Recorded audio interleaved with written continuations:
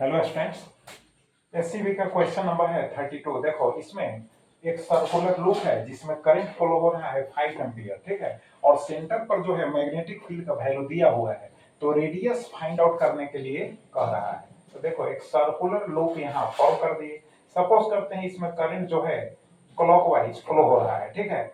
Centre पर जो है मैग्नेटिक फील्ड बी है, रेडियस इसका है कैपिटल आर। तो सर्कुलर लूप यानी करंट कैरिंग सर्कुलर लूप जो होता है उसके सेंटर पर मैग्नेटिक फील्ड फाइंड आउट करने का फॉर्मूला है using Biot and Savart law. Mu naught by 4 पाई होता है। सॉरी, अब पूरा डिटेल में हम नहीं लिखेंगे, म्यू नॉट बाई 2 डायरेक्ट लिख रहे हैं। यहाँ होगा एन आई, अब बाई होगा आर। ऐसे इसको आप लिखेंगे तो म्यू नॉट बाई होगा 4 पाई, ठीक है। म्यू नॉट बाई होगा, है ना, 4 पाई आई इंटू एन जो है नंबर ऑफ टर्न्स है उसको बाद में हम यहाँ पुट कर देते हैं। तो यहाँ 2 पाई होगा आर और डिवाइडेड बाई होगा आर स्क्वायर। तो देखो यहाँ पाई से पाई कैंसिल हो जाएगा, 2 2 जा 4 हो जाएगा, तो म्यू नॉट बाई हो गया 2।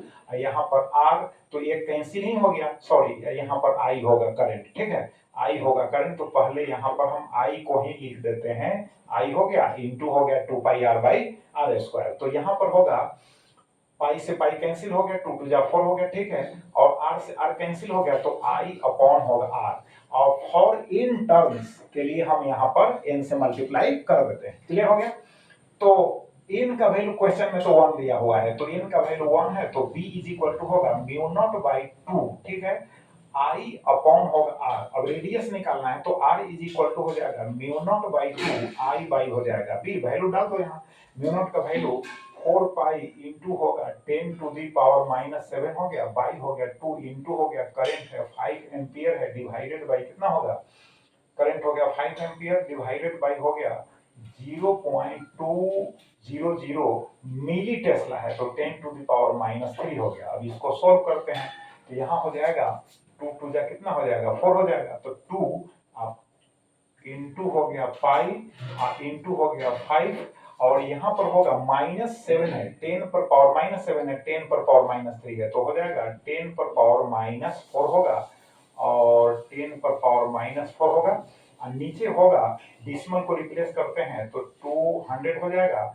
यहाँ 1 पर 3 जीरो पुट कर देंगे, ठीक है। तो यहाँ डबल जीरो यहाँ कैंसिल हो गया, 2 से 2 कैंसिल हो गया, ठीक है।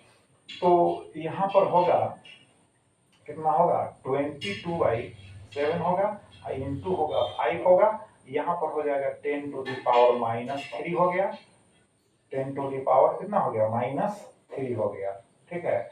यहाँ पर हम इसको सब्ट्रैक्ट कर दिए हैं, तो यहाँ पर हो गया 10 टू दी पावर -3। यहाँ पर आप सोल्व करेंगे तो 110 बाई हो जाएगा 7 हो गया, ठीक है।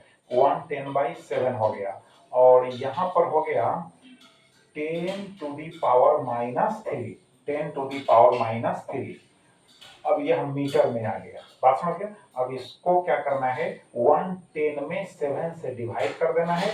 10 टू दी पावर -3 से हम मल्टीप्लाई किया हुआ है, मीटर में आंसर आ गया। अब मीटर में दिया हुआ है, अगर सेंटीमीटर में आपको चेंज करना है तो चेंज कर सकते हैं, यानी 1 जो मीटर होगा इज इक्वल टू 10 पर पावर 2 सेंटीमीटर होगा। तो सेंटीमीटर में बदलना है तो 110 बाई हो गया 7 इंटू 10 टू दी पावर हो गया -3 इंटू हो जाएगा यहाँ पर 10 पर पावर कितना हो जाएगा, सॉरी 10 पर पावर हो जाएगा 2। तो अब हो गया सेंटीमीटर में, तो कितना हो जाएगा 110 बाई होगा 7 यहाँ पर हो जाएगा इंटू 10 टू दी पावर -1 हो गया, ठीक है।